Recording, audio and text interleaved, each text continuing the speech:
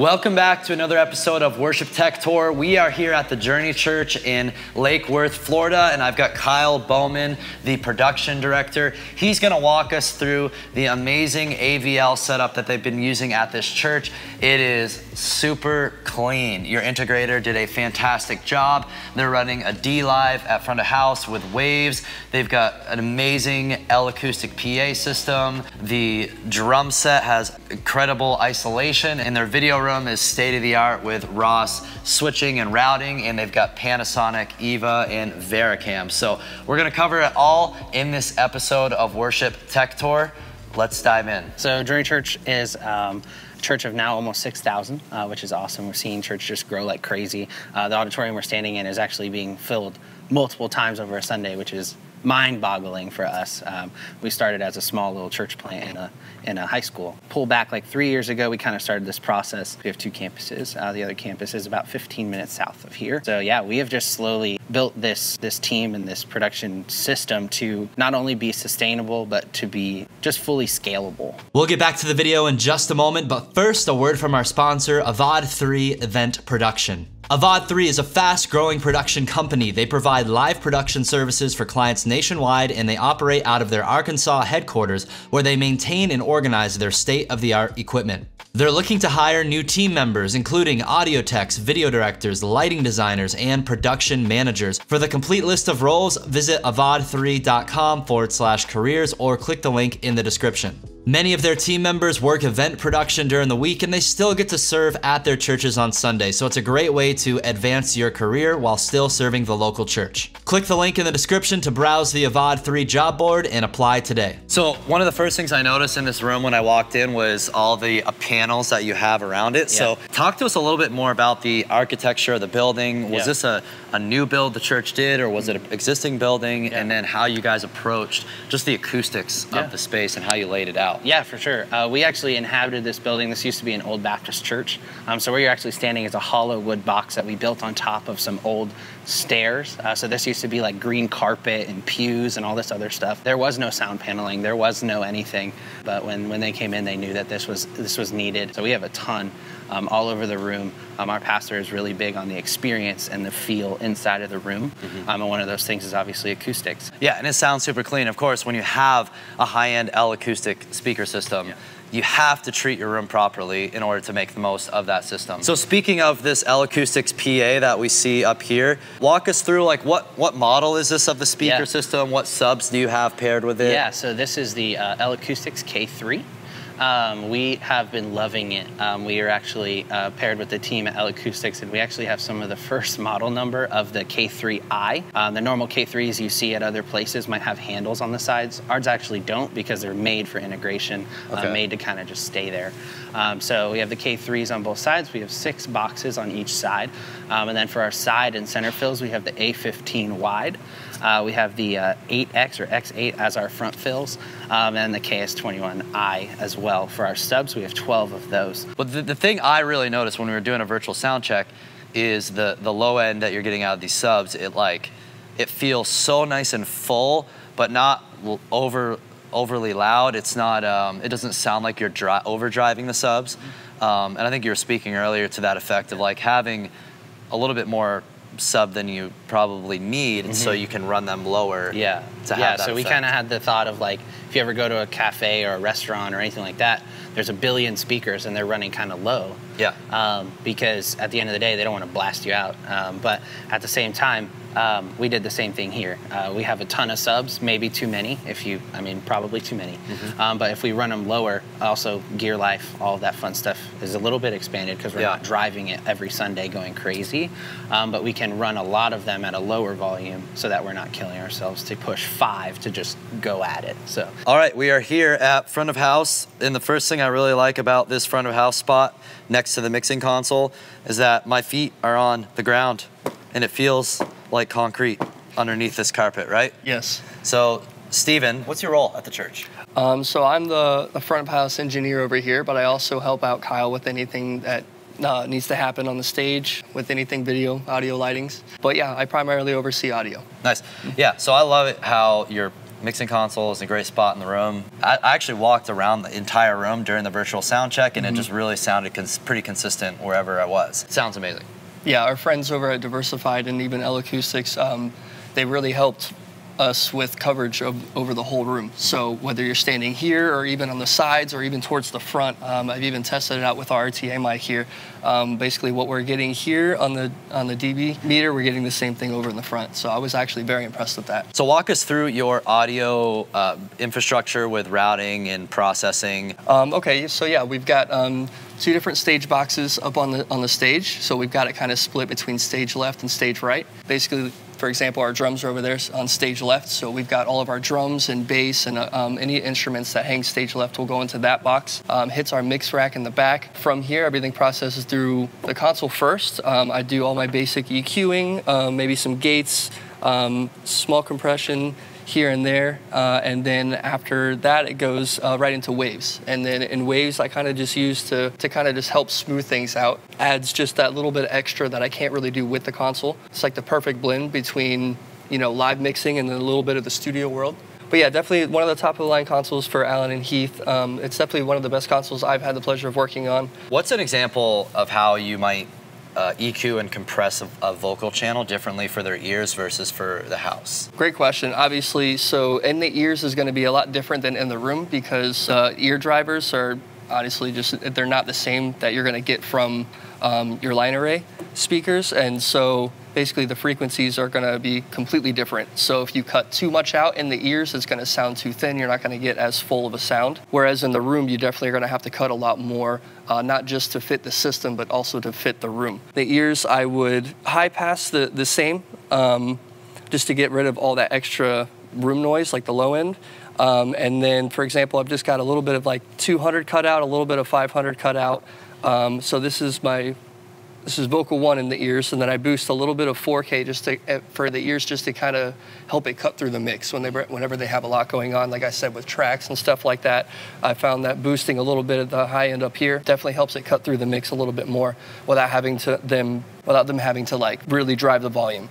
They can get themselves pretty tight in the mix, and then just by pulling this out, it'll help their voice stand out a little bit more. And then moving on to how I've got vocal 1 set for the room. Oh yeah. Pretty much the same with the high pass filter, but you'll notice I have a lot more cut out here of like the low mid. Again, it's just the system in the room, so I've cleaned it up a lot more there. But instead of boosting anything here, especially with the microphones we're using now. So we've got the Shure Beta 87As, and those kind of give me naturally just a brighter, like a crispier vocal.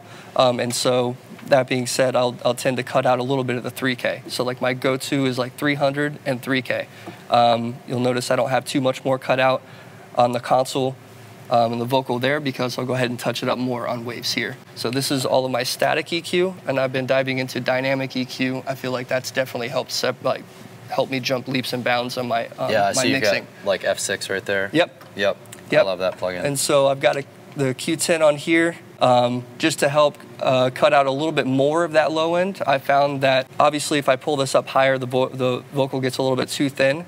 But the high pass filter on the Allen and Heath, it seems to, even though it says I'm cutting out 180, there's still some of that exists in the vocal. Mm-hmm. So just coming into waves and cutting some more of that out, just it like kind of stamps that, hey, I want everything from here under not coming through that microphone. And then with the F6, kind of just taming some of the plosives here, because I want that, but dynamically being able to tame it so it's not too overwhelming in front of house.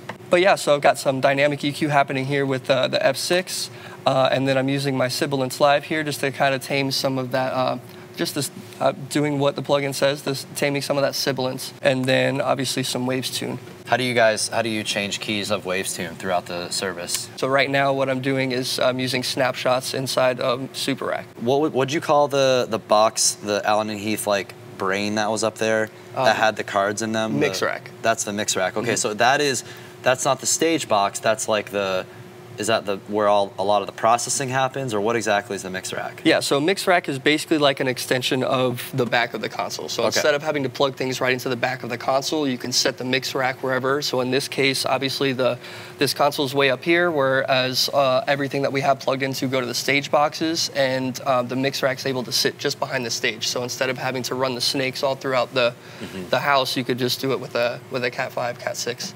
Okay, got it. Yeah. So like one or two Cat 5, one cable goes back there? Okay. Yep. One Cat 5 or Cat 6 cable, and then from the mix rack, that's where the Dante card is, that's where the Waves card is. Yep. So you could plug them in directly to the console, or you could plug them into the mix rack. Got it. The cards, yeah. And it allows you guys to keep, like this front of house setup here is just like super clean. Like, look at that. Rarely I ever want to expose people to the bottom of a mixing console, because YouTube might flag my YouTube video for inappropriate content. But man, this is very family friendly down here. Super clean, super G rated. You've got the Waves servers down here.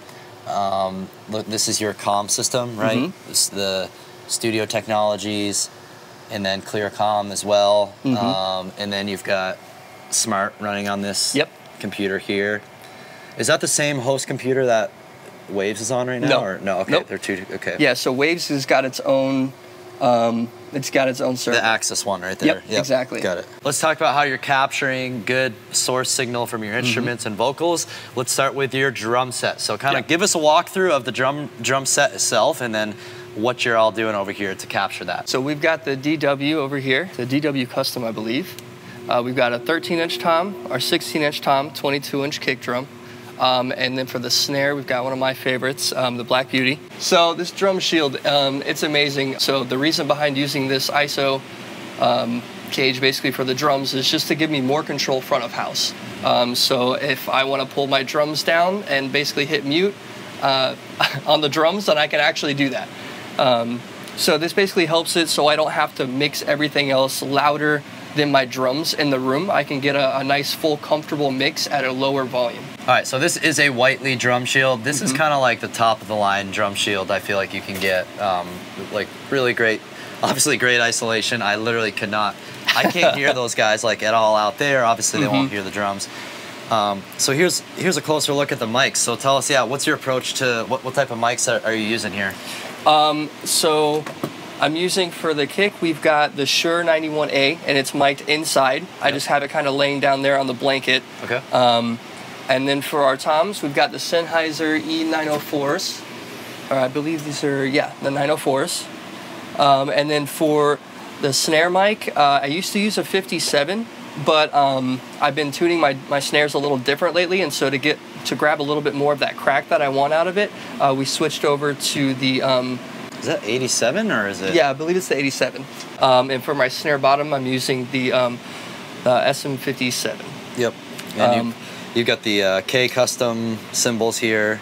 Yes. Have kind of a darker tone to them. Yes. And then what about these overheads?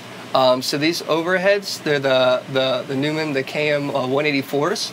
These guys, I've tried a couple different ones, but for this cage, there's a lot of reflection in here. So there's a lot of bounce back that I'm getting, and these guys were giving me that crispy sizzle that I want out of all of my overheads. But I'm able to tame them a lot more with these mics. Because of all the reflection, it can get a little too harsh. So these guys kind of give me a good balance between not just the overheads, but also the kit. All right, now let's move on to our bass guitar rig. First down here, we got some... Rupert Neve. Yeah, Rupert Neve DI. I've seen these a lot. Pretty popular solution. Yeah, so we've had, in the past, we would have our different bassists come in and they would have their own DIs. And I've noticed with that was obviously every guitar you have to EQ and treat differently. But then, of course, we've even had some come in with the dark glass, which is awesome. But because it's so customizable, it was a lot longer of a process, especially on Sundays when you only have the 45 minutes to do a rehearsal.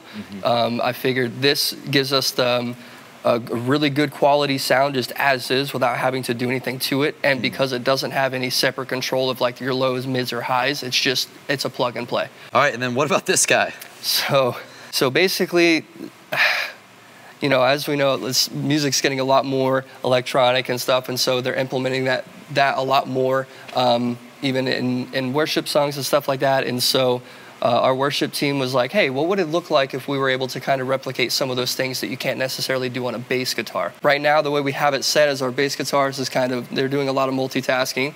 They're switching between moments and songs where we could apply this. They're going to switch from their bass guitar over to here. So they're kind of doubling down on their instrument a little bit. But yeah, just have that going right into the J48, which goes right into our stage box. And then they can control and manipulate the sounds on this. They have it set pretty well, so I don't have to do too much here front of house. Oh, this is a cool little black upright piano. Oh, wait, no. It's a Nord. Oh, is that your tracks rig right there, too? Yes. Yep. This is our Ableton rig. That's a cute little screen for Ableton. Love it. Yep, you got the Mac Mini right here. Kind of snuck it up under there. Oh, wow. That's cool. Did you guys build the little piano thing yourself, the case, or? No.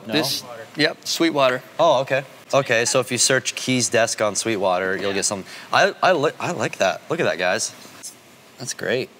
And then, yeah, you've got some cable runs there. And then here's their little tracks rig. Closer look of the little monitor. Mac Mini, Stream Deck. That's a great little key setup. So for guitar rigs, right here I see a Helix. Yep, so we've got a Helix. Is that typical for all your guitarists? Yes, it's either the Helix or the ones right now that aren't playing on the Helix, they use an HX Stomp. Yeah. And they've got their own pedal boards that they'll bring in. Okay. So the Stomp at least will function as their amplifier. Exactly. Modeler. Okay. Yep. Got it. And then we do have two amps in the back. We've got a Vox and I think it's a Mad Cat, and those are in ISO boxes behind the stage. And then everybody is using these Allen & Heath ME1 personal mixers, and these are the audio feeds. You said you'll process them differently for their in-ears, and then they get sent and then here. they can get their own mixes here, so I don't have to worry about each individual Because each of mix. these, it's got 16 channels, but it's their stereo channels, right? They can be. They can be stereo, okay. Are you guys running any like room microphones to capture the crowd and stuff? We are, yes. So we've got 2 room mics, and we've got them hung from the ceiling, dropped down, kind of facing towards the back a little bit, just to avoid getting anything directly from the PA. Yeah, I see it. Sorry guys, can't zoom in any further. Only 70 millimeters, but it's there. So I'm a big fan of this microphone organization system, the vibe of it. I was just telling these guys, I was kind of comparing worship tech tours to like real estate videos where they give you tours of like, oh, and here's the lovely master bathroom with blah, blah, blah. It's like, that's kind of how I feel about showing these areas. It's like, hey, it's a mic storage shelf, but it looks great. I like the LED strip here. You've got all your vocal mics here. So we've got the Shure Beta 58A, and did you see some other capsules too? Yeah, so we have DPA capsules. We've even tried our the V7s. And then I just recently switched back to our Beta 87As. I like the screens of the V7s, like the black and the red screens, so I kept the screens on there, but the actual capsules are the Beta 87As. All right, so back here we've got the in-ear monitor pack in the charger, microphone in the charger, and then everybody has their personal mixers back here as well for the vocalists. So, so they'll just come back here, kind of dial it in, and then ideally they're not having to touch it through the service. It's pretty much set to go. Yeah. Which Shure wireless systems are these? The PSM 900s, 9000s. Got it. So these are for the in-ears. This is like kind of the audio rack room, right? Most of your audio gear's back here. This is our mix rack. So this is essentially just looking at the back of the console. So this is what we were talking about earlier. Rather than having all the I/O on the back of the console out in the tech booth, it's way cleaner. They can have it rack mounted here. And then I'm guessing, is it one of these connections goes to the console? Or, yeah. Yep. So you got A and B, so basically one, you just have a backup basically. In case one fails, then it'll go to the other one. But then it's cool because you get the spots for both Waves and Dante cards. And then there's, I guess like another AES card right there. Fancy. And then what are we looking at down here? So those are our amps for that run our PA system. Got it. LA12X. Oh yeah. Lots and lots of L acoustic amps. So now we're backstage and we're gonna check out their online room. So they've got like a online video control suite right here.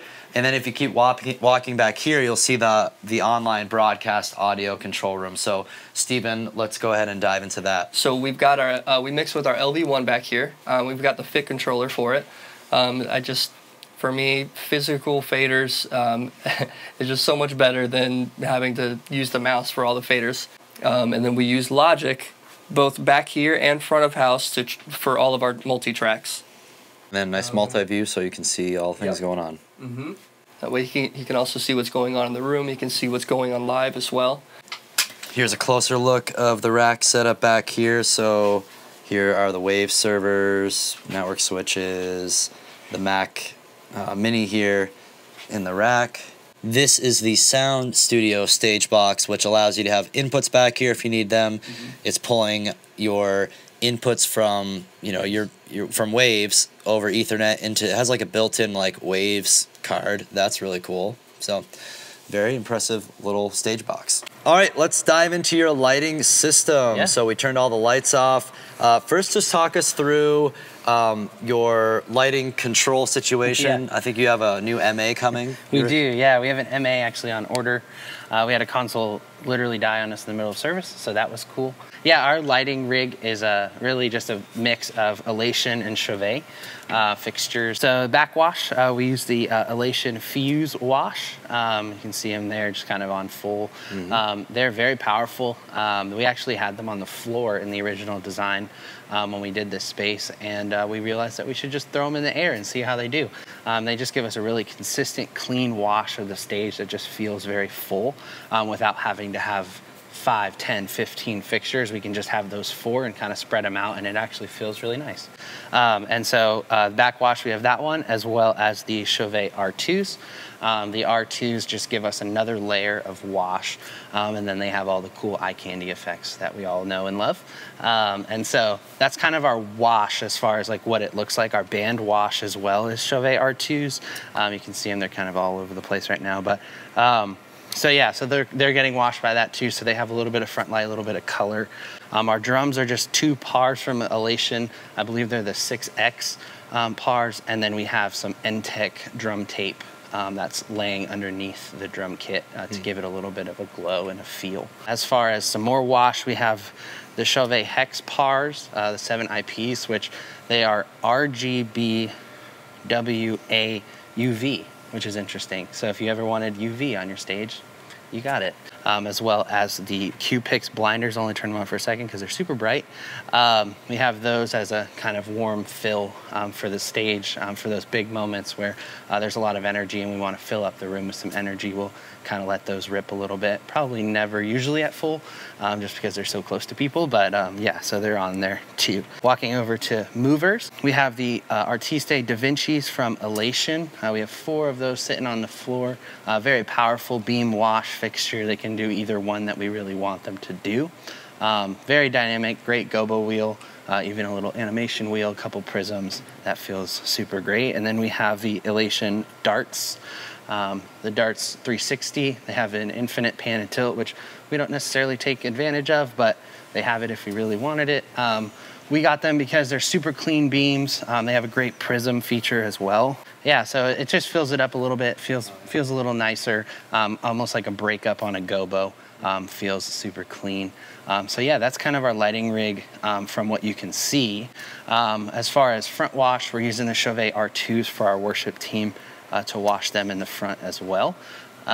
So that's another thing for us. If we have special blocking elements or anything like that, we want to be able to move those or even change color if we really wanted to. If there was a certain mood or anything like that, we would want to have flexibility to do that if we really wanted to. Then our message wash is the Desisti LEDs. We like them. They're very clean, they're very quiet, which is great. And then we use the R2s during our message looks as backwash for the person. So we're doing a little bit of 3-point lighting. So yeah, that's kind of our lighting rig in a nutshell. And house lights? House lights are the Elation Inspire. We have a ton of them. We use them pretty much every weekend, moving them in color or anything like that. We don't do any chases or anything through the house, but just to be able to extend the stage out into the house just makes it a little bit more immersive. The panels, LED panels that we have, they are the Absin Polaris panels. They're 3.9 pixel pitch. And essentially right now, we're using them as a lighting fixture.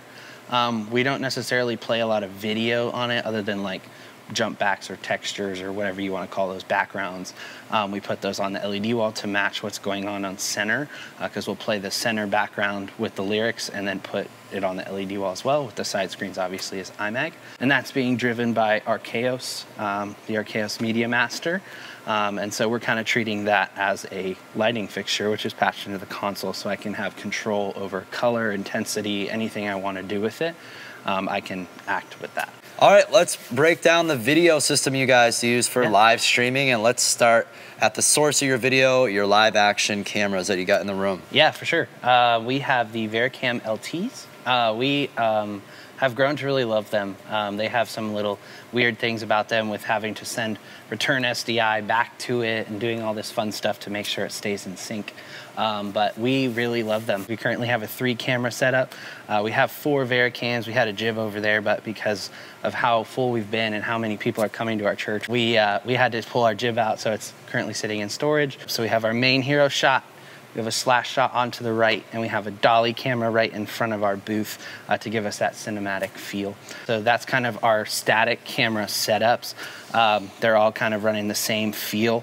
This one has a really cool stand, a Savvy stand. It's literally just a metal pipe that's been fitted that we fit the O'Connor head onto. So I highly recommend the Savvy stands. Super clean, super just very manageable and not taking up a whole bunch of space. And then for our roaming camera setups, we're rocking the Panasonic Eva. This one, really one of our biggest motivators was that we wanted to stay in the Panasonic ecosystem for color. And so we have a Panasonic Eva 1 with a 24-70. We've tried all the lenses, done all the things. And we just found that for a volunteer teammate, the easiest thing to do is just to strap a 24-70 on and say, here's your focus, here's your zoom, go. Because we want to make it as easy and accessible for a volunteer to use as possible. And so we kind of have it set up with a little wooden camera handle with the plate and all the fun stuff, with another handle on the side for a little bit more comfort. And then we strap it with a battery on the back. And that is also being connected to our Teradek. Our Teradek is what we are getting video signal from, so it's coming out of the Eva straight into the Teradek, and that is wirelessly being transmitted to our transmitters that are standing on stage, and that's going SDI into our router. Cool stuff. Welcome to Video World. Yeah. What a amazing setup you guys have here. Nice and clean, simple. Yeah. You got the beautiful multi-view going on here. So let's start with this station right here. Sure. Yeah. Your shaders, and then maybe we'll move over. Yeah, so this is our RCP shader station. So essentially just controlling light levels, maybe even doing a little bit of camera painting, just to make sure they all match and look pretty. We don't necessarily do a lot of camera painting like live in service. It's kind of like a set it and forget it type thing. But we try to get our cameras to match as much as possible between the Evas to the VariCams as well. And so this little system here helps us with that, and this person is essentially controlling iris with these knobs. So if we look here, you can look at this camera. As you push up, more light goes in. As you pull out, obviously less light. So you're kind of using this monitor here as our reference. This is kind of what we teach our volunteers, is like, hey, we want to sit around 700, 600, somewhere around there, to give us a bright, like, very nice looking image without it being blown out or too much. Yeah. And so this one is a little bit more of a skilled position for our team, but a lot of people who do it really love it and think it's super cool. So yeah. The next part is video director. So this person's kind of the captain of the ship. They're kind of holding down the fort out here, making sure all the things happen. They have a KVM station, and essentially KVM is just a way for us to remote into any computer anywhere in our production network. So just with a simple click of a button, I can go to any place that I really want to inside of our video system. So I have all of our pro machines, all of our decoders from Resi, all of our control computers, anything I could possibly want to be able to. So we're rocking 4 Pro Presenter machines. So our first one is running lyrics and graphics and all that fun stuff. Second one is running lower thirds or our teaching TV for message notes, scriptures, all of that fun stuff. Graphics 3 is pulling all of our video source or anything special for online, so any special banners or anything like that. And then Graphics 4, you're seeing it right here. It's all of our hall, lobby, all of that fun stuff that we're running there. We're using motion and all that stuff to make it feel a little bit nicer. So all of our general announcements and stuff will go on there, as well as that's what's feeding our QSys panel in the back. So yeah, that's kind of this station in a nutshell. They also have control via QSys here with this touch panel. This touch panel essentially looks the same. I have control over TV power, projector power. I can switch the feed for the foyer if they want logo, which is essentially what we're calling Graphics 4, so all of our slides and music, or if they want the live feed, so if we switch over into service, they switch over. So we have the ability during rehearsal to just play this, our logo computer, so that outside they're not hearing rehearsal and doing all that fun stuff. It's a way for us to separate it out.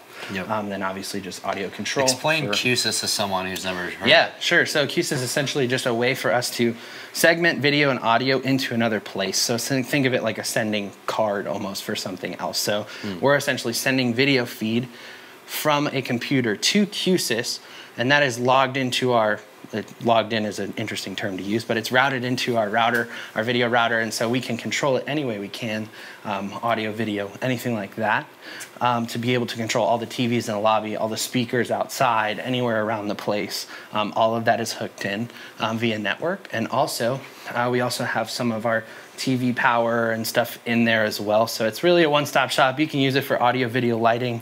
We've kind of made it so it's just video and a little bit of audio, so we're not getting too like tangled with all of this other stuff. It's more streamlined, mainly for our outside environments rather than anything that's going on inside. And then our switcher is the Ross touch drive. We love it. We have found that there's so much flexibility in it. There's so many things that we can do that we're not even tapped into yet, so we're super excited to get there. But yeah, so the touch drive was something that when we met with the team at Diversified, our integrator, they essentially asked us what we're looking for. And what we're looking for is a way for us to push the envelope and make the best, most creative expression that we possibly can without it being, you know, too distracting or too crazy or anything like that. And so touch drive was the answer for us because it gives us so much flexibility as to what we want to do or what we can do for video.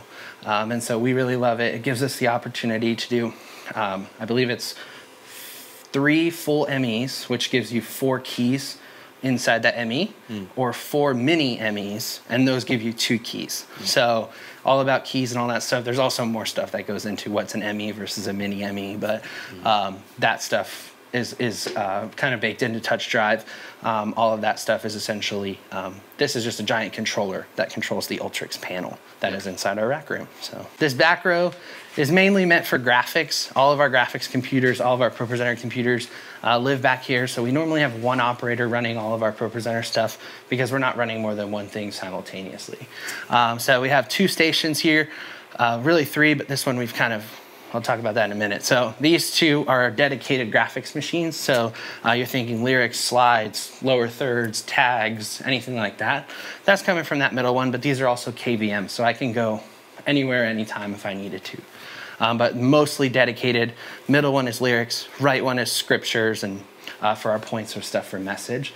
And so what's also cool about having multiple machines for that is, I don't know about any of you guys watching, but our pastor loves to make changes during rehearsal. And if everything is baked into 1 computer, somebody has to, you know, kind of suffer for a minute. Either worship doesn't get lyrics for rehearsal, or he doesn't get his slides until late and he doesn't feel super great. So to be able to have the flexibility to jump onto a completely different machine, get all that set, and he's good, gives him the flexibility, gives us the flexibility, so everybody wins. That is probably the single best justification of dropping 50 grand on KVM that I've ever. There you go. And so this last station is what we're calling engineering. So they have all sorts of recording decks and all sorts of stuff here. We can record camera ISOs or feed ISOs with this Shogun Studio 2. That's all from our friends at Atomos. This is as well as Sumo 19. This just gives us opportunity to look at different camera feeds. Obviously right now it's just showing a slide, but I can look at heat maps, I can look at anything to make sure that shading looks the best it possibly can, to make sure everything looks the best it possibly can.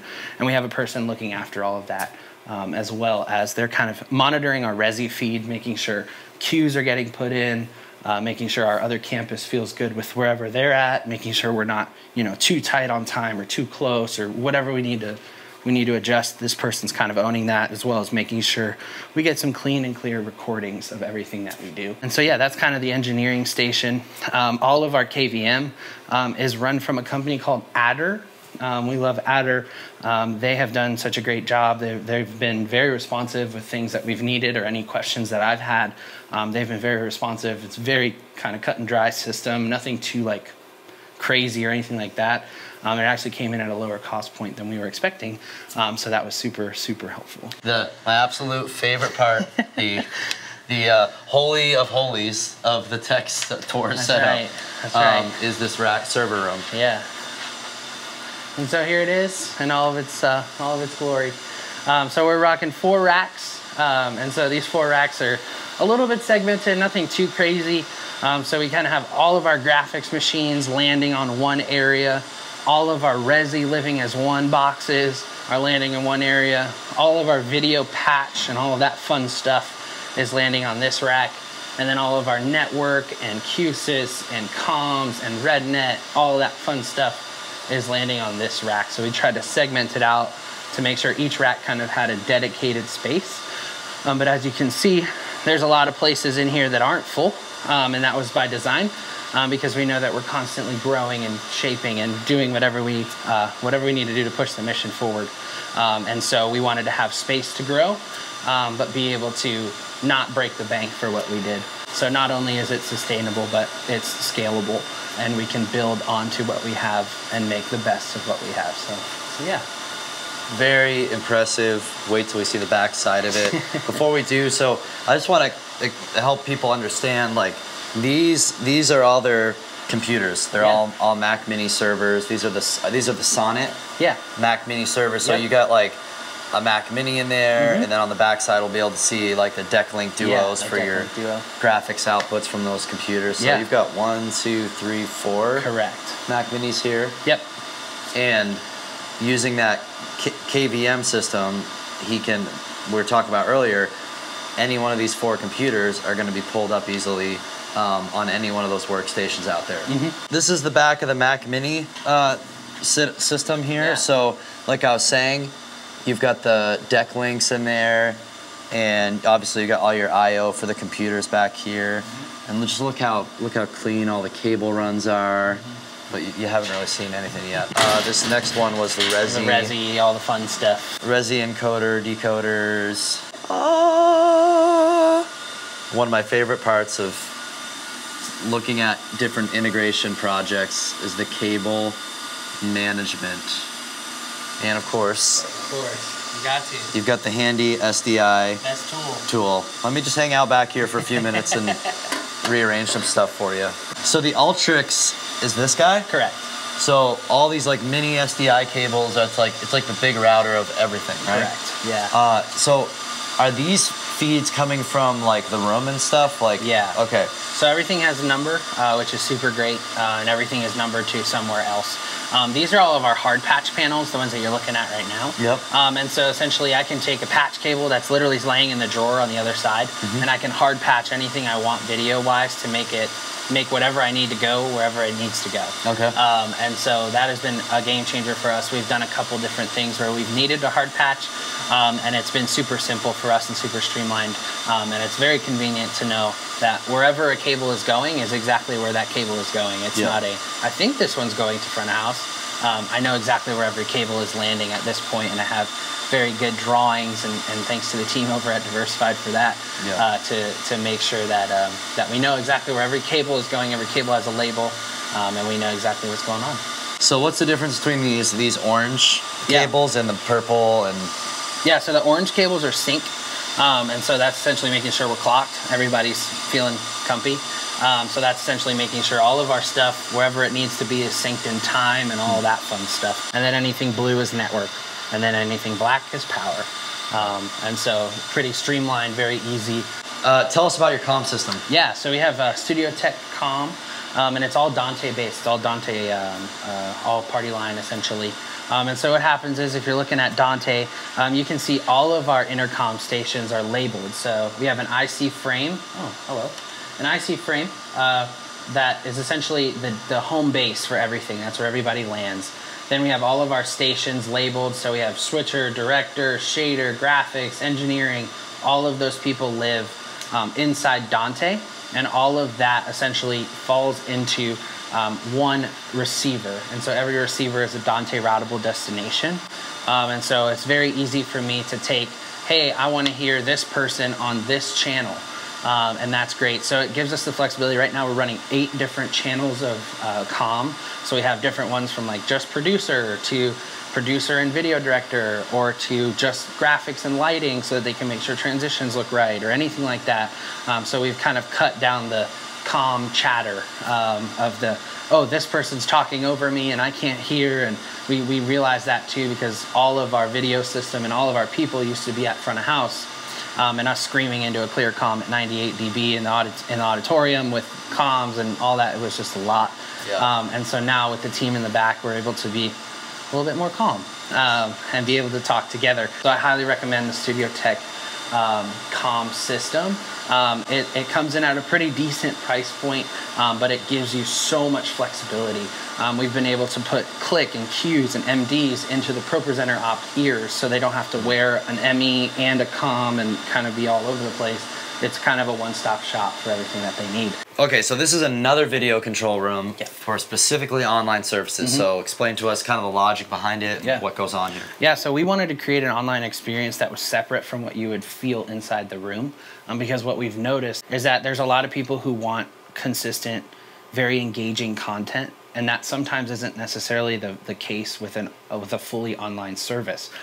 So like when we're looking at countdowns and stuff in the room, you know, there's people to talk to, there's things to look at, all of that. But for an online person, they're just looking at a screen with a number on it. And so we found that our more engaging stuff is coming from when we have a host physically talking to the people online, or we have someone saying, hey, I want to pray with you, or hey, I want to connect with you, or anything like that. And so this gives us that flexibility.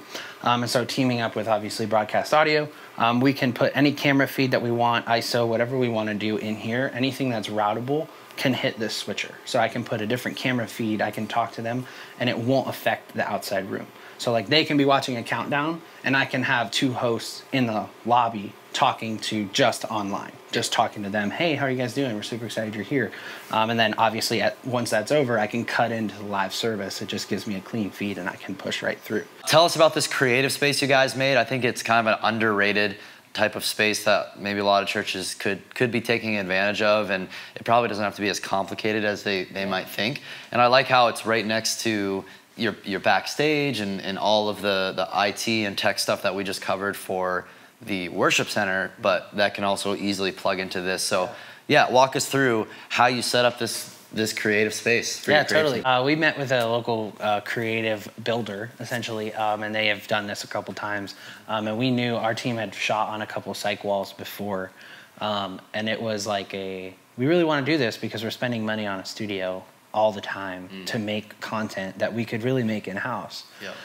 And so when we built this space, this entire space that we've been walking through was actually the old offices here at Journey. And then we acquired another piece of property right on the other side of the street over here and everything like that. So all our offices are over there. And so this was pretty much dead space.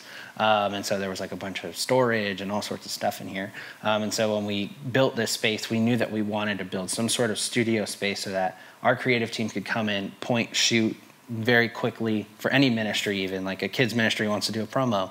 We have an iPad that literally has presets and you just go boop and you're recording. You have a high like quality video feel very quickly. Yep. And so when we did it, we really focused on like what was going to give us the best like punchy CyC Wall look with the least amount of fixtures and all that fun stuff to make sure it was budget friendly.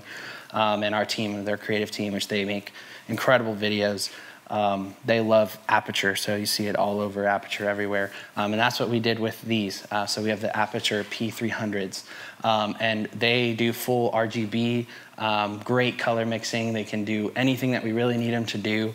We can dial in different colors, do whatever we need to do to make sure that this feels the best it possibly can for a video. And then it gives our team just a quick, easy setup to make high quality content. And so that has been super, super helpful for us to have. We've even used it for like pre-service elements for our online people. Realistically, this has kind of become a really cool one-stop shop for all things video. And then you have another wall with this kind of brick look. Yeah. And are these like Edison bulbs? Yeah, they're Edisons. Nice. Yeah, so essentially they're just like a tube light. They just look very pretty. And our pastor really loves that look and feel. Yeah. Kind of like that like New York loft vibe. And so we met with our creative builder and the people around that we had. We were kind of saying, what can we do to make this feel like that, but be kind of space saving, make sure that it's not too big. And our pastor actually had something built very similar at his house. And so he actually has this to film on, and then that, which is a different feel, but they're kind of complement each other. So he kind of has two places to film high quality video at any moment. Because we know now in today's age, like reels and quick videos and stuff like that has become so popular, and people are really drawing to that. And so what we wanted was a place like this to just be like, hey, we want to shoot this really quick video on an iPhone. This looks great, let's shoot and let's go. Once again, a big thank you to this video sponsor, Avad 3 Event Production. Don't forget to check out their website to learn more about the jobs they have available and apply to join their team today. Well, that wraps up this episode of Worship Tech Tour. Big thanks to Kyle and the rest of the team for allowing us to come and hang out for a few minutes here and walk through the church. And if you guys have any questions, you can just reach out to Kyle on Instagram. We're just gonna put your Instagram out there so people can spam you all day long with questions, but it can be helpful. And I always appreciate the new friendships we get to form visiting other churches. If you guys have recommendations of other churches we should visit and do tech tours at, let me know down below in the comments. Be sure to share the video, like, subscribe, and we'll see you next time.